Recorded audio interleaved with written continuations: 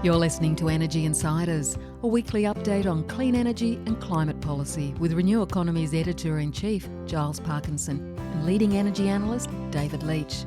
Energy Insiders is brought to you by Janus Electric, enabling freight operators in Australia and overseas to electrify heavy haulage. Energy Insiders is also brought to you by Pylon, helping solar installers and retailers design high-resolution solar proposals in minutes.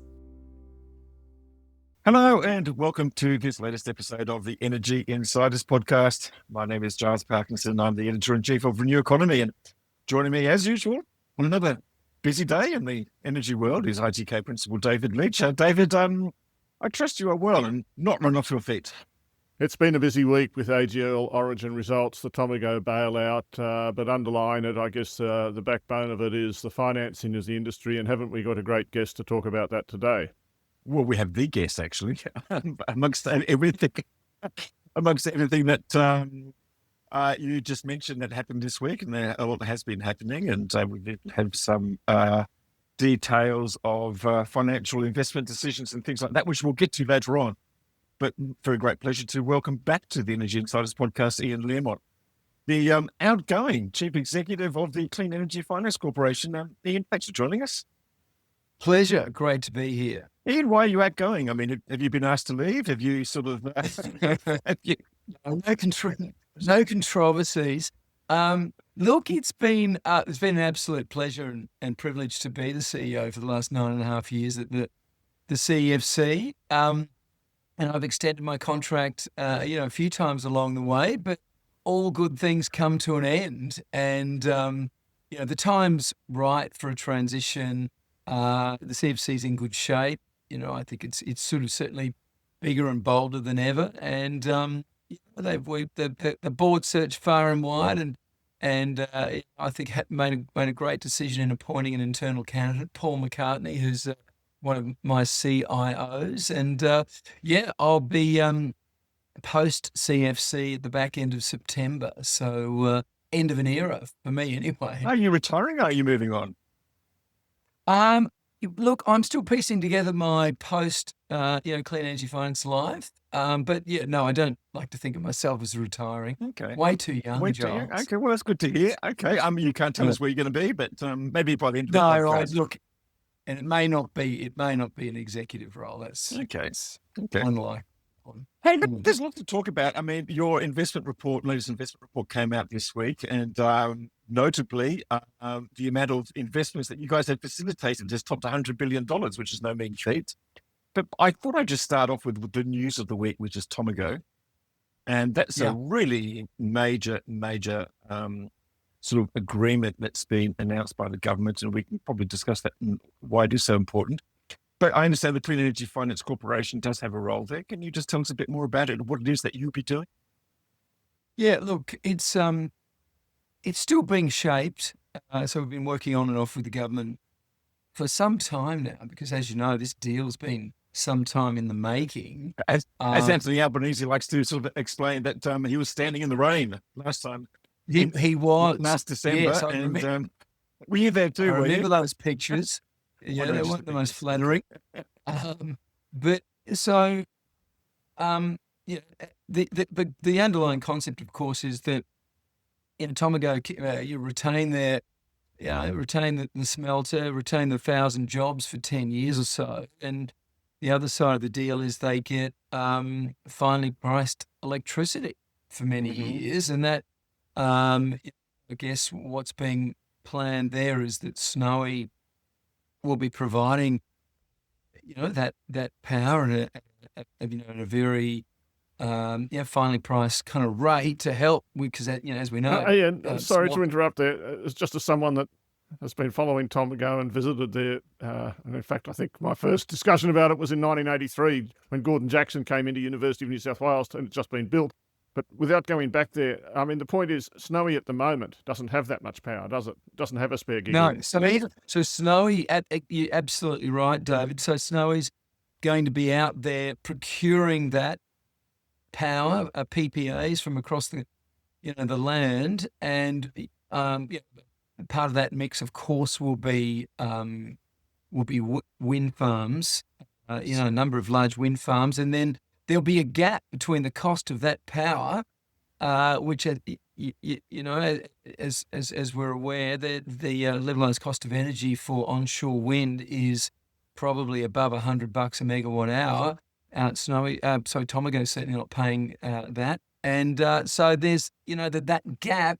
Part of that gap, we're kind of, I guess, we're sort of working with the government as to how we play a role in providing our flexible, in some cases, concessional finance to some of these big projects to help kind of plug that gap. Because let's face it, Snowy doesn't have a huge amount of spare balance sheet capacity, and notwithstanding that PPAs don't technically count as leases, it's quite a commitment. But I think my point was, in the shorter term, they're going to have to buy the power off AGL or someone, really, aren't they? That's right. Yes, because it'll take a few years before, these big wind farms, and some of which are, the foundation generators to Central West Orana, for example. But there are other ones that, they're looking widely, no doubt, at different sources of renewable energy. But that will take a few years. That's right. So in the interim, they'll be on the market there. Are you going to be helping out in the interim measure in some form or another, or your role will really just be providing concessional finance to get those wind farms which are needed over the line in the cheapest possible way, so they can help narrow that gap? Details still to play out, Giles, but I think a big part of it is that. Right. It will be that part of. Because I was kind of interested in your annual report, which you just released, and there was only $340 million in, and I say only, I mean, that's not quite a lot of money, but there was $340 million worth of financing that went out for new wind, solar and battery projects. Just in the general scheme of things, didn't sound like very much. Or am I being harsh? No, that's not an unfair observation. There's a lot of very substantial, particularly wind projects in our pipeline, and some of these do relate to projects that are connecting into some of the new transmission we've also been involved in financing. So you would like to think that number is going to be this year's renewable number will be dwarfed over the coming 24 months as these big projects hit FID. And, they're large scale, gigawatt plus type wind farms, big banking syndicates, also, challenging economics. So, we would like to see that number grow because, our job in renewables is far from done. We've seen a few projects. I think Edify Energy have announced the financial closure of 2 solar and battery hybrids up in Queensland. So financing is getting done, particularly in the solar battery hybrids. And really your focus, I think, in this coming 12 months, and I think you've actually said this, I think, in an interview with the Financial Review 6 months ago, that wind is really the focus because the wind's the hard part at the moment, as we already know.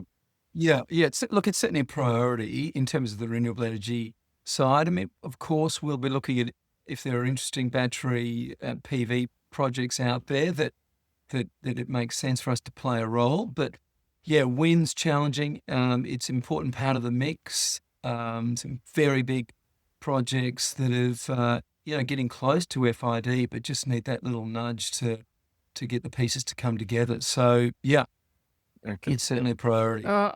Ian, I just was reflecting on the time on the CEFC, and I'm always sort of look at one hand at the commitment announcements, which are always very big numbers, and then the numbers on the balance sheet themselves of actual loans. And I think in the last year, it only went up $200 million net of repayments. But if I look over the last 5 years, I think the CAGR is about 11%, which is about double the overall banking system growth, but about half of what Macquarie Bank, it's your alma mater, is that the right term, probably has been achieving. Yeah. I guess my question is, I'll ask it in a forward sense. What do you think the opportunities and challenges are in growing the CEFC over the next 5 years? Yeah. Well, maybe just to touch on your thing firstly, David, as well. You're right. The commitments that we made last year, 9.1 billion, so a record year. Of course, influenced heavily by the big transmission projects, Marinus and the transmission in Tassie and the Northwest transmission development projects. Those sorts of very substantial commitments, and yet the deployment's still to take place. So we deployed the best part of $2 billion last year, but we got back about 1.8 because a lot of refinancings, which we welcome that. That's the private sector coming in and taking us out, which is good. We also are getting a bit more strategic about our recycling. We did a project where we pulled together a whole raft of fund investments that we had and other related financings, and we kind of recycled. Then we did a deal with Aussie Ethical to do that. But yeah, where do we see the growth and activity? We're pretty multifaceted. The big numbers will continue to come out of rewiring the nation. So as your listeners know, we got something like $19.6 billion worth of additional funding from the Albanese government to start investing in transmission.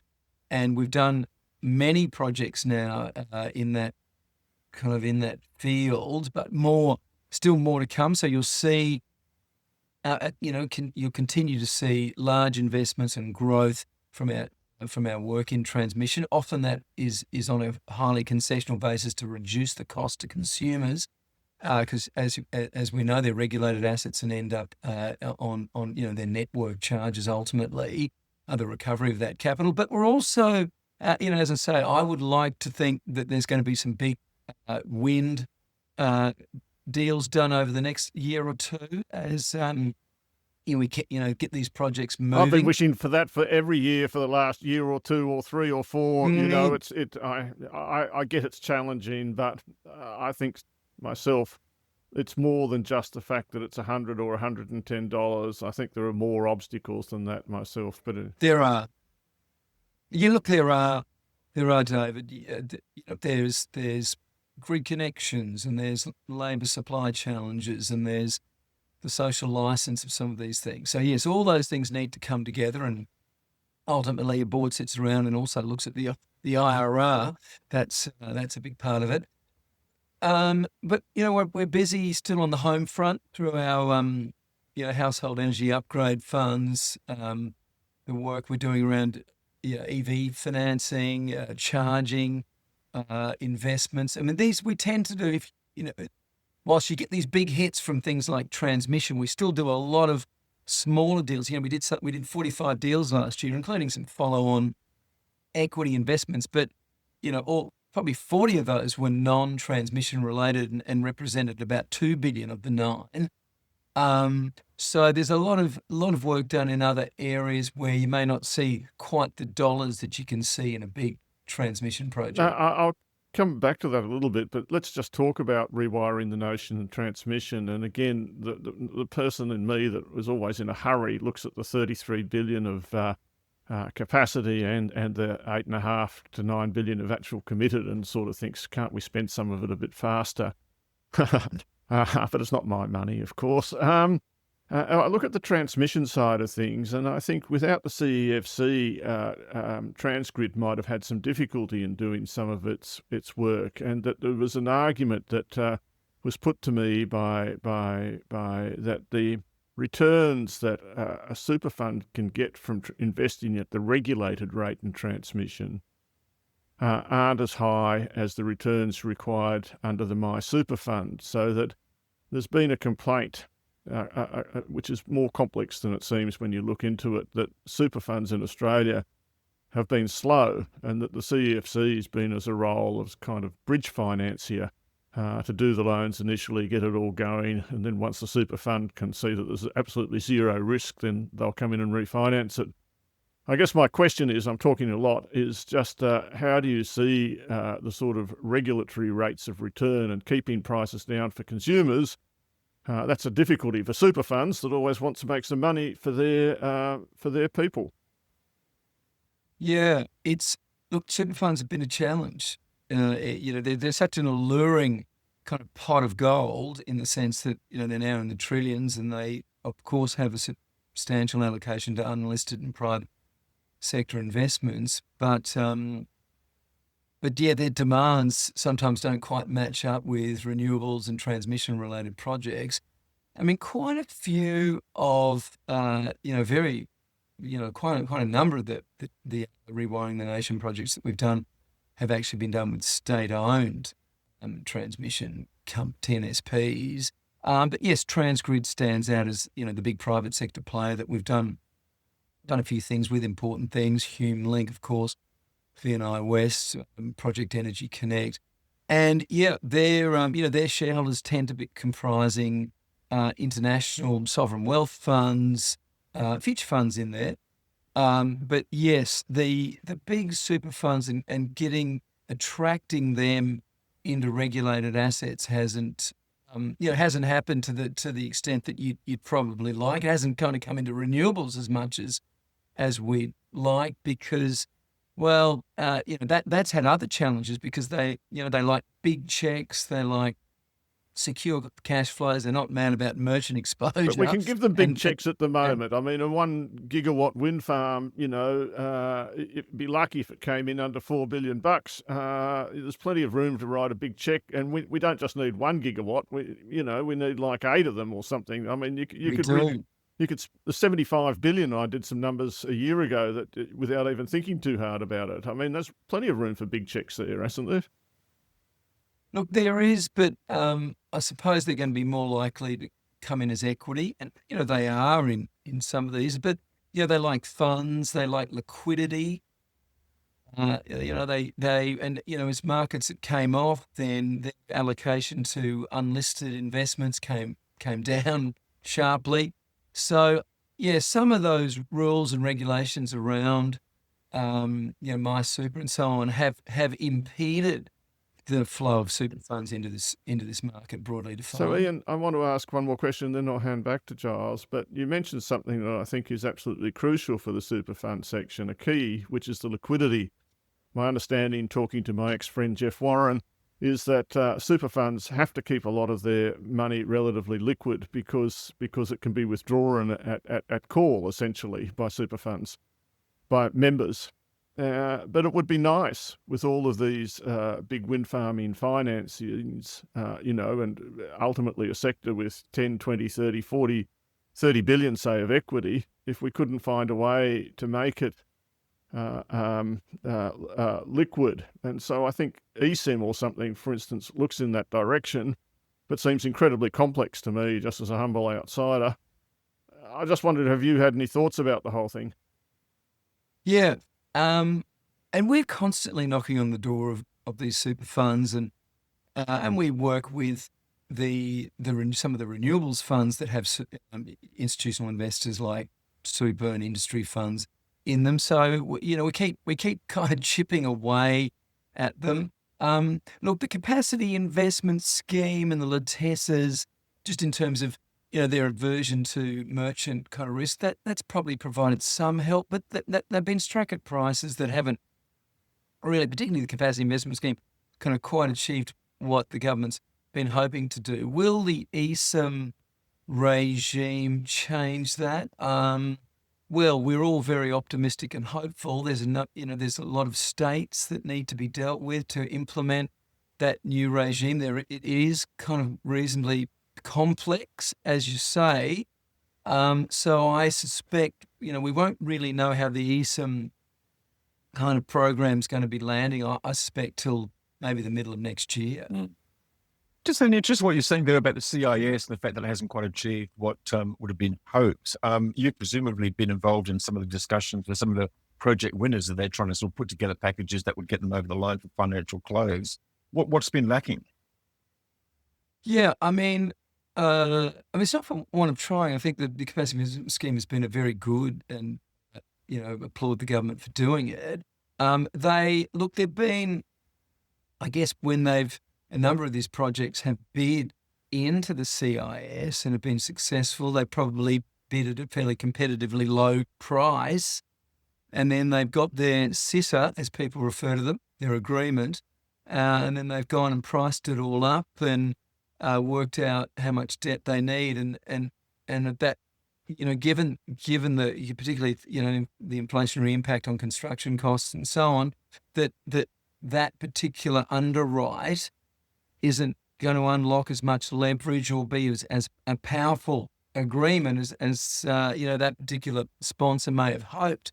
So sometimes it might even be sitting in a top drawer in some cases. So that's kind of been part of the challenge. Yeah.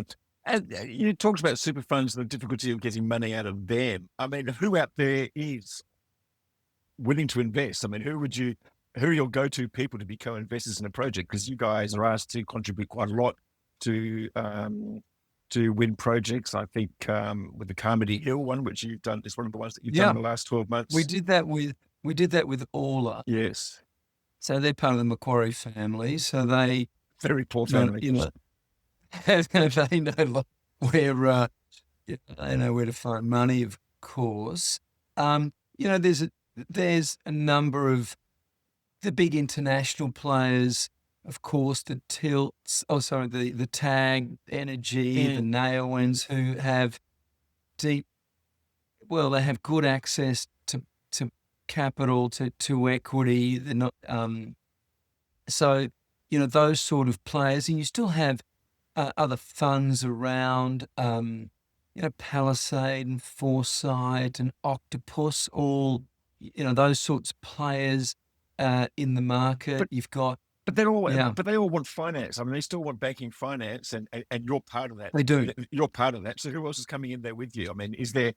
Yes, I just think on the debt side, and just because. On the debt side, because that seems to be that's part of the issue about you've got very big projects. I personally think equity is much more of an issue than debt, but actually, I might be corrected there. Yeah, absolutely. No, I think you're right, David. There's the equity is the challenge there. As I say, some of the these funds and big private sector players, particularly the Europeans, have proved to be successful in it because they can take views on hitting FID without being fully contracted. And some of the funds and people like institutional funds, that they tend to want lots of everything stitched up beautifully, and that's particularly a challenge.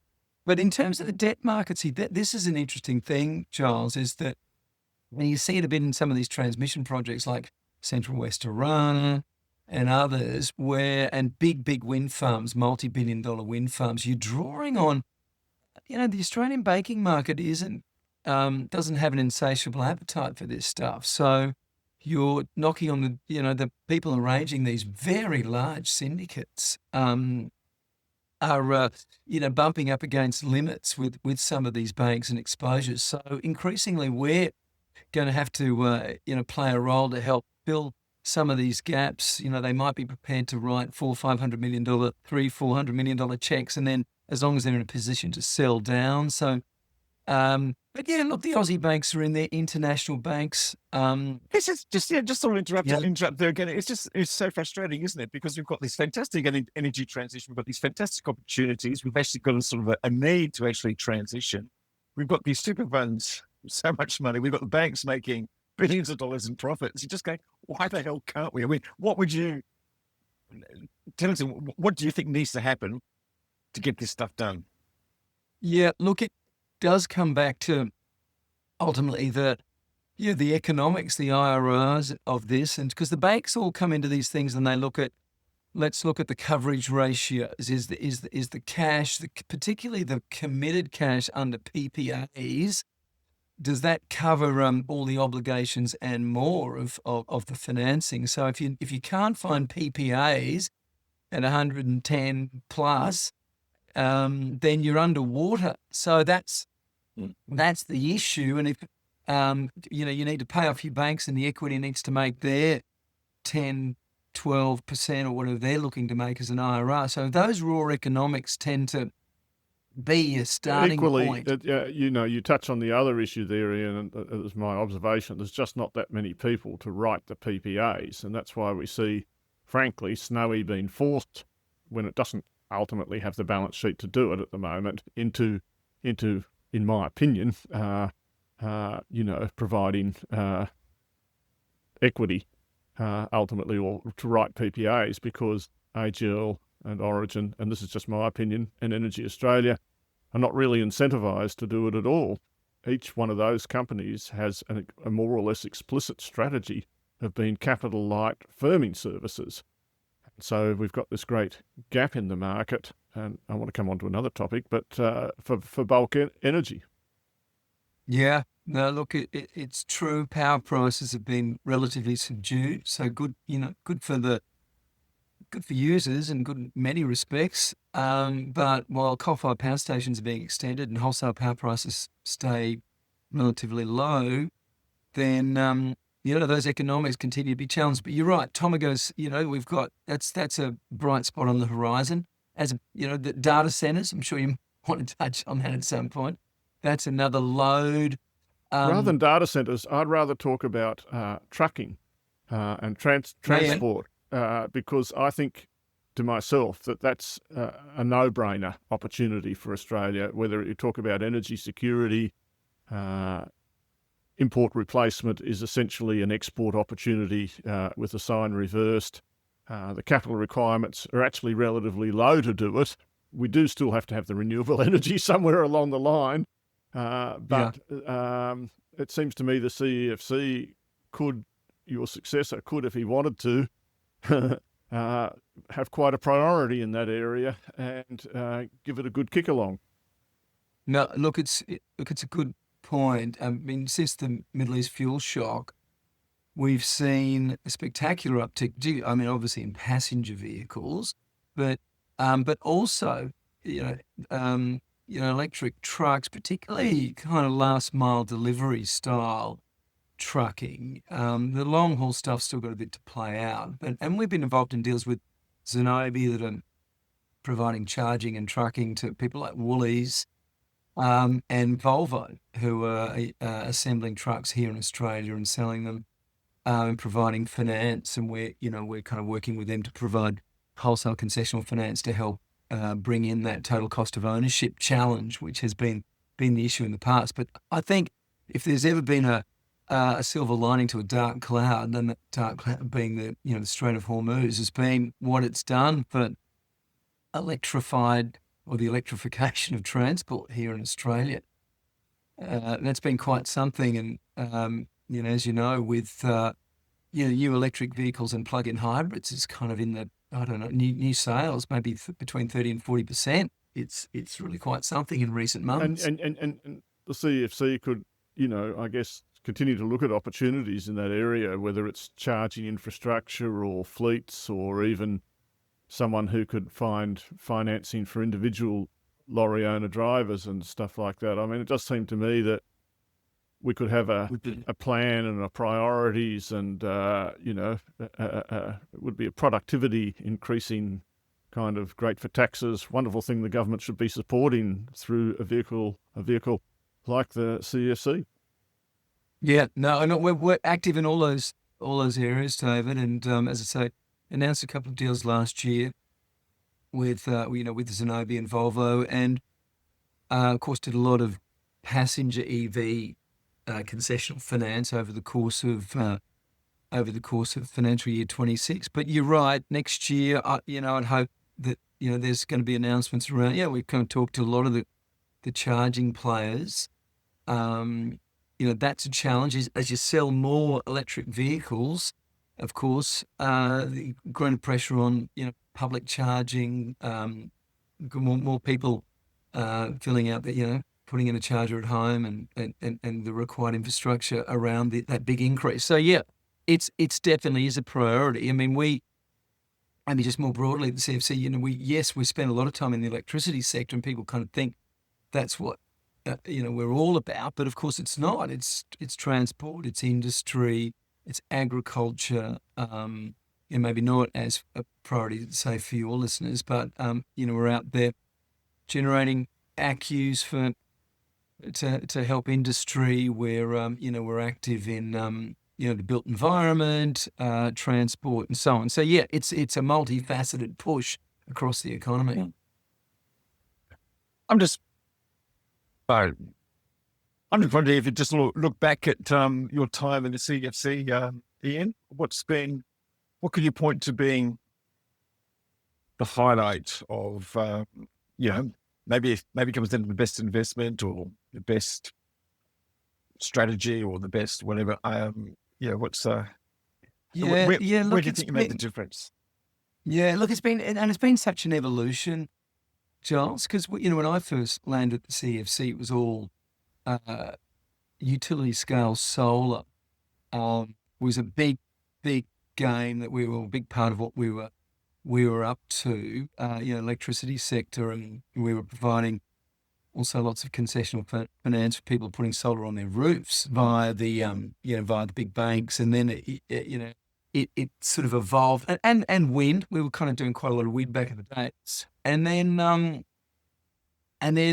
you saw the evolution to batteries kind of arriving. That was quite something. We've been in the battery, and we were the first people to do a limited recourse loan on a battery at Hornsdale, and so I was very very proud to have been around while we did that. But in some ways, some of the when I think of some of the highlights, some are quite recent, some are a little while ago. I was very pleased that we did a lot in clean tech in-house for many years, and then we spun out our clean tech business and created Fluorescent Ventures, who I would see as the country's leading clean tech investor. They've gone off and now raised their own funds, and having it's a challenging sector, venture and clean tech, but they're doing a great job. So I'm very proud of that. And even the last, over the course of last year, there's a couple of deals that I'm incredibly excited about, and that is, being putting quite a lot of capital into a forestry project on the Tiwi Islands in partnership with the Tiwi up there, creating jobs and investment, and of course ACCUs, which is part of the economics there. So that's probably the biggest investment on the Tiwi Islands for just as long as anyone can remember. And of course, it'd be remiss of me not to mention the nation-building Marinus Link project, which is our biggest deal by a country mile.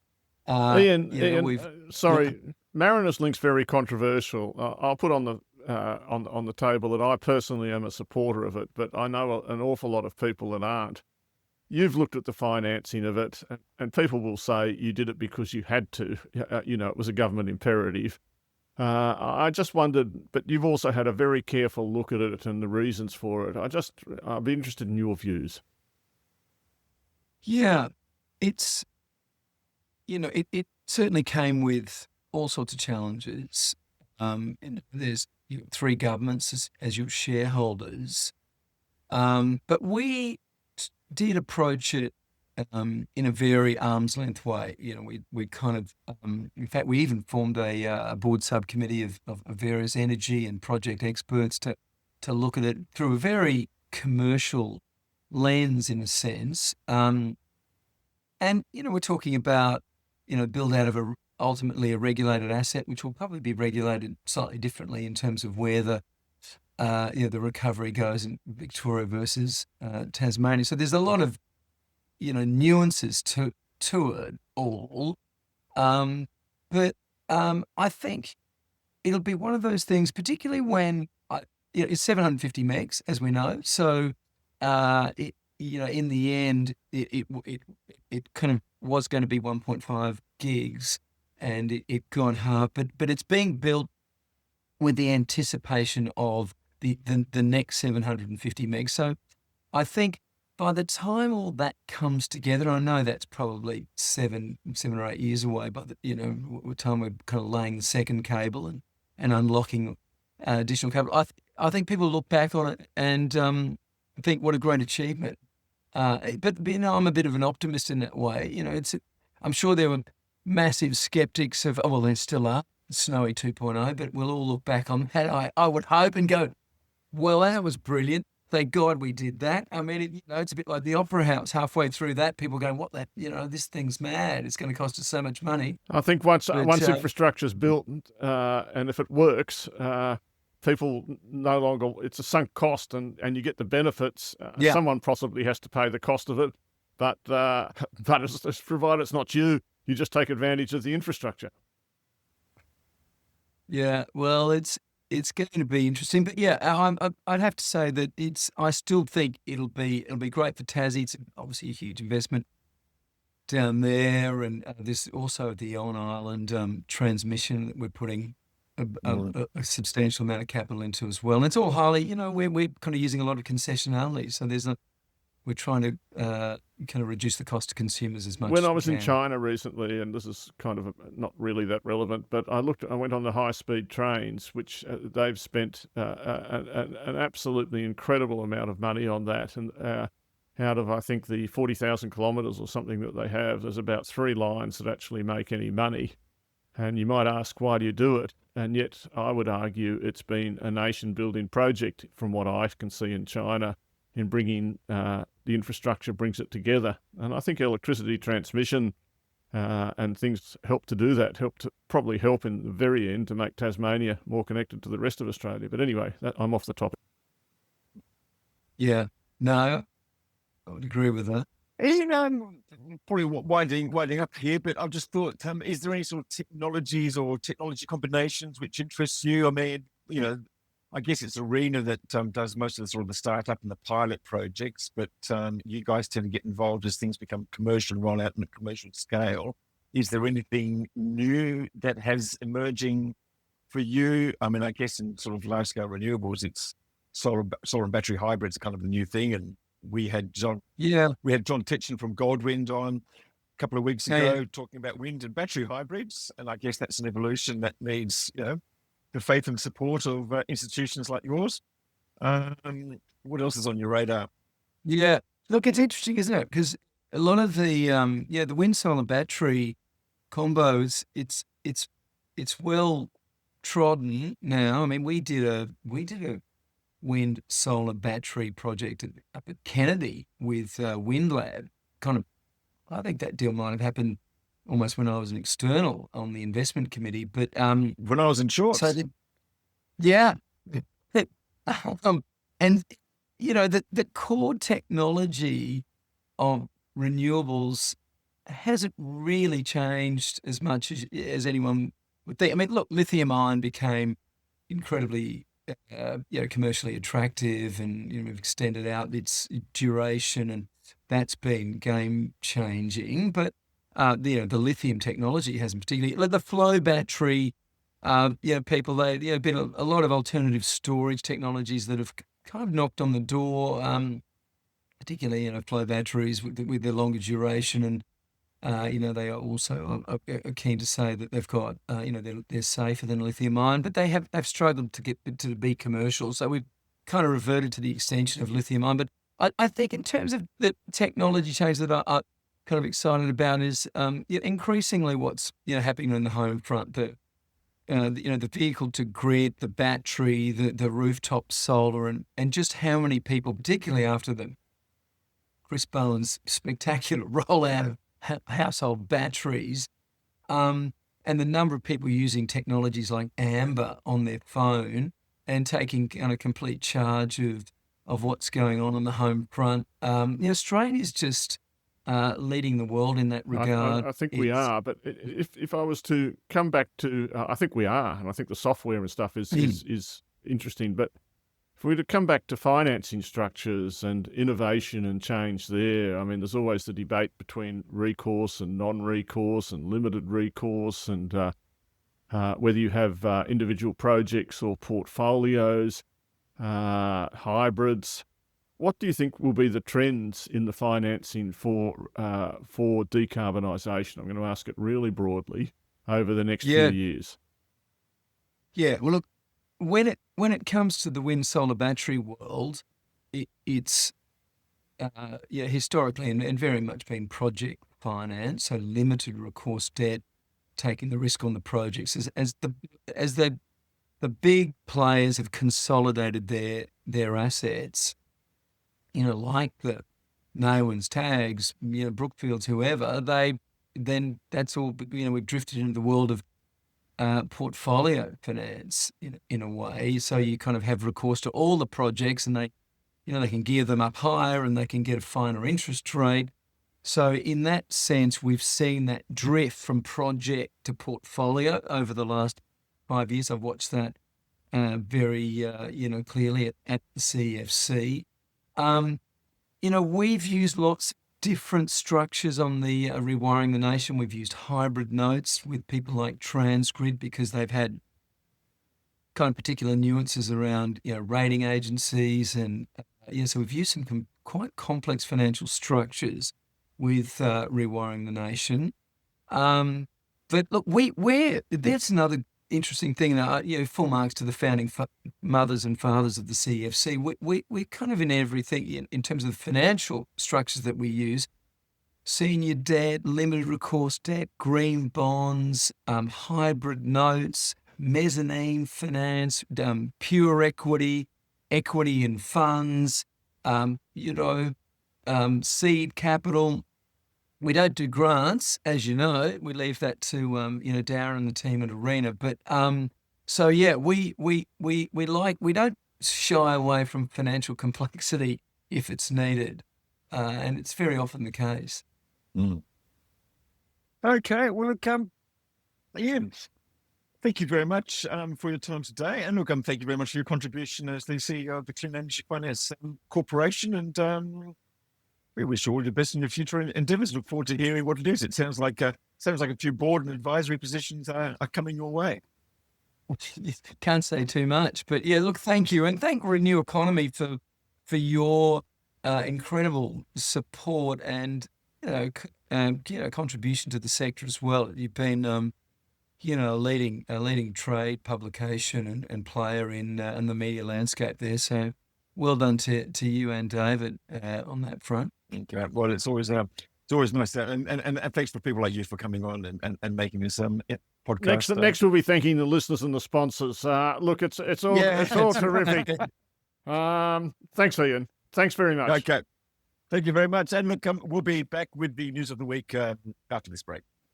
Invest in a low-carbon future through a diversified portfolio of environmentally conscious investments across multiple asset classes, all within the convenience of a single unit. Generate competitive returns while supporting both your portfolio and the planet. If you want to invest in the environment, think of the Enviro Invest Investment Fund. The Enviro Invest Investment Fund is a corporate representative of Daylight Financial Group, AFSL 521404. Past performance is no indicator of future performance. Read the information memorandum for more details at enviroinvest.com.au. And you're back with the Energy Insiders podcast with Giles Parkinson and David Leach. David, we started off with Ian Learmonth and talking about Tomago.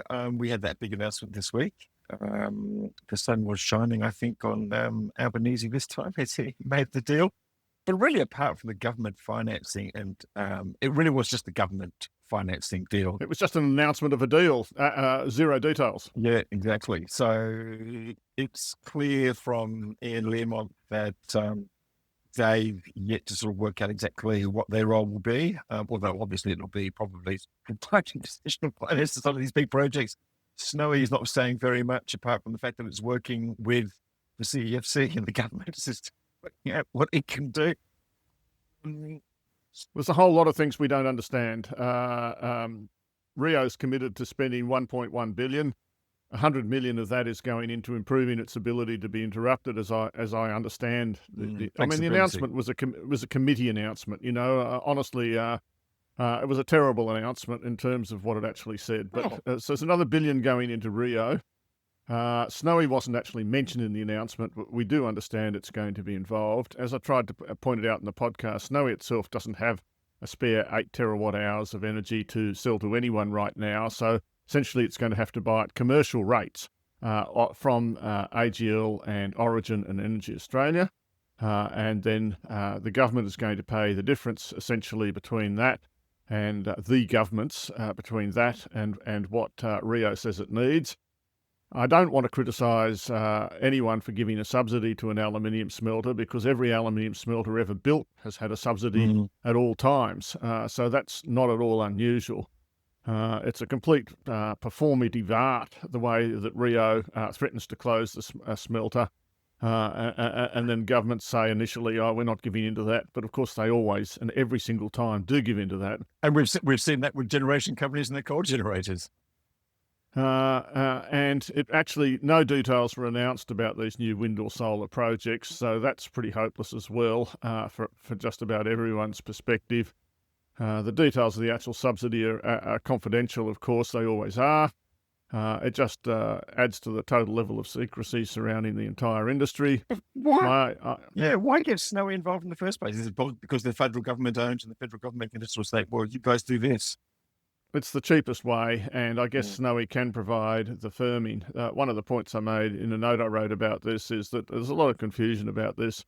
The smelter going renewable doesn't mean that it's physically getting renewable electrons. What it means, it's contracting to buy renewable energy sufficient to meet the 8.5 terawatt hours that it requires a year. The firming is not done at the Tomago level. It shouldn't be. It should always be done at the system level. The bigger the portfolio, it's much cheaper to firm New South Wales load than Tomago load, and it's much cheaper to firm the NEM than it is to firm New South Wales. That's why we have transmission lines between states, etc., etc.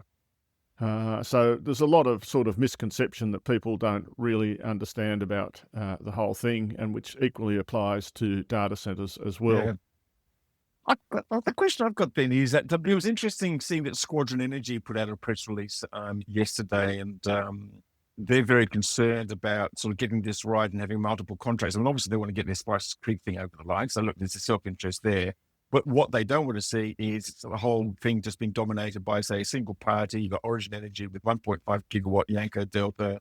And as you've just pointed out, the fact that Snowy has got to go to those big three generators over the next sort of 4 or 5 or however many years it takes to build these new wind and solar and battery projects, it kind of just sort of reinforces their position because they're not going to be exactly generous with their agreements. It's got a lot of complicated things that we have yet to see play out, and I don't want to be too confident in my predictions, but it essentially means a loss of market share in the longer run for AGL and Energy Australia, particularly, I suppose, AGL in the first instance. It's putting them in a position down the track to close Bayswater Power Station because ultimately it's going to be replaced now by renewable generation that Snowy signs contracts for. There are a lot of different parties here. Whilst I don't know where the speculation about Yanco Delta has come from Origin, it certainly wasn't in Origin's announcement that said the economics still remain challenging. But if you look at the New South Wales government's needs, they need portfolios projects to get up in Arana, right? The Arana transmission line is being built, right? The Hume link to the south is ultimately, its original purpose was for Snowy 2, whenever that is actually ready. We don't know. And it can be repurposed, but Arana Zone needs projects to get the go-ahead. So I suspect the New South Wales government, to the extent that it has a say in the whole thing, will one way or another be keen to see those projects progress. It'd be really interesting to see those details of those contracts, wouldn't it? Well, we can talk about that for a long time. Yeah. And I mean, and we don't know, so we can't really speculate. But anyway, but overall, though, this is kind of like a good thing and an important thing because basically you've got the biggest energy user in the country saying, to keep this thing going, we've got to go renewable. We've got to go to wind and solar with, and so that's the sort of buy we need in the market, isn't it?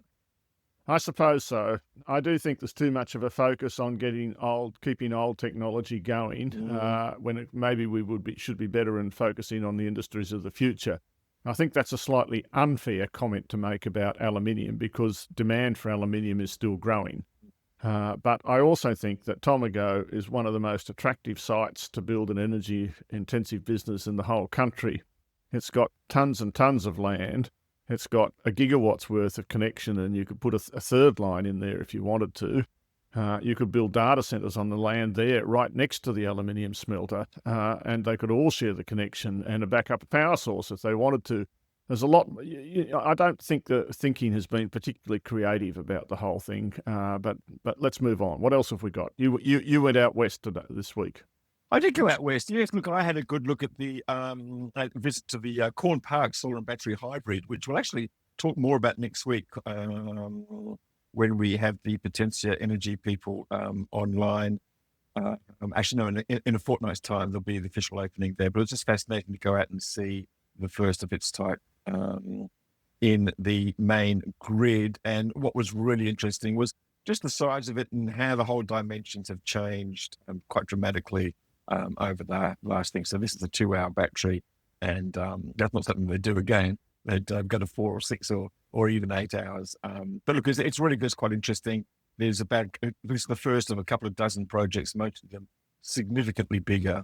And we saw this week as well a couple of projects getting over the line. We saw the Majors Creek and Ganna. What is the Kenny Myra, Edify Energy, been doing very well, getting financial close on those projects. A lot of them probably be contributing to Rio's aluminium smelter up in Queensland, the Boyne Island smelter. We saw the Yanco battery, different to the Yanco Delta wind farm, a separate thing, get financial close this week. So, things are sort of ticking over. And on the way back from Parkes, I dropped into Orange, which was the National Renewables and Agriculture Conference, which has been going on for a couple of years. It's really quite interesting. It's largely been sort of people talking about what farmers can do and the technologies they can adopt. What was interesting about this time around in Orange was that there was probably a lot more farmers there, and they were talking about what they are doing and the technologies they are using. And the focus was interesting because it wasn't just about how they can supply their own electricity. It was about how they can reduce their dependence on sort of long supply chains by using Charles, those technologies, particularly for... Let me ask. 1, was the conference well attended? And 2, what was the mood? The mood was really quite buoyant and quite happy and interesting. There was at least 400 people there. There was well over 100 farmers. And as I sort of said, there's a lot of them are focused on these technologies, on particularly with fertilizer. One of the things that we don't often talk Barnaby about. Joyce wasn't outside carrying a placard saying, one nation's the answer or anything. Well, it was interesting because last year they were in Bendigo and there were a lot of protesters outside. But that's because the entrance was easy to find. The entrance in this one was not easy to find. I walked down in circus for a while. They may well have been there, but got lost or got stuck in the pokies on the way into the RSL downstairs.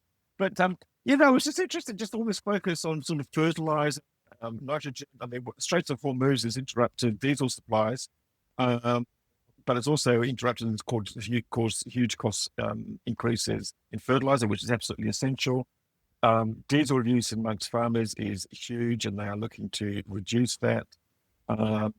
So it was just actually really interesting to hear the different technologies and the sort of, a lot of them were just really keen. And there's a lot of talk about how to host wind farms, how to host solar farms, what you need to think about, tax implications, the revenue increases.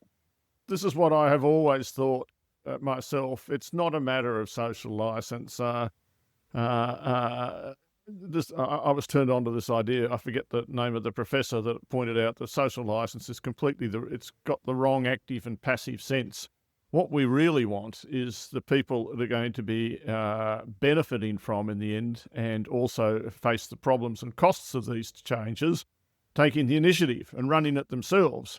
We don't want renewable energy companies telling farmers what to do. We want farmers wanting the renewable energy and taking charge of the process, or regional communities.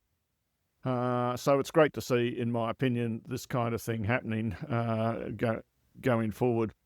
For my part this week, we had, when I looked, power prices have stayed incredibly low for this time of year, I think, but that's been well discussed. But equally, I think the point has to be made that, as AGL and Origin made it, that futures prices are still pointing right up. They're pointing up to $100, $110, which by 2030, and if that happened to be the right number, and I don't say it is by any means, you could commit to your wind farm now and know that when it came online, you were going to actually get the money. But we're not seeing those commitments. Well, hallelujah. We've got a price signal then, David. We have got a price signal, and I think consumers should not expect that this year's prices will be where prices actually end up in the longer term in the wholesale market. So I guess that's a point as well. Otherwise, AGL and Origin both demonstrated good results this year, and particularly they were very disciplined on their cost control. It was a good year in that sense, but then equally they didn't spend a lot on CapEx except building a couple of batteries. And actually their forecasts, considering how much power prices have come down, were reasonably optimistic, I think, for the next year or so, and both of them saw their share prices go up. 5% or so. And meanwhile, Energy Australia has continued to actually fall behind, in my opinion, due to its just lack of a good balance sheet. Yeah, and it lost a lot of customers. Yeah, well, that's what happens. You can't stand still in the world, despite what everyone will tell you. You're always in a race of some kind or another the whole bloody time, just to take your next breath. And every business is in a race the whole time. You just can't stand still. It's one thing investment banking teaches you. You're either going up or you're leaving. Mm.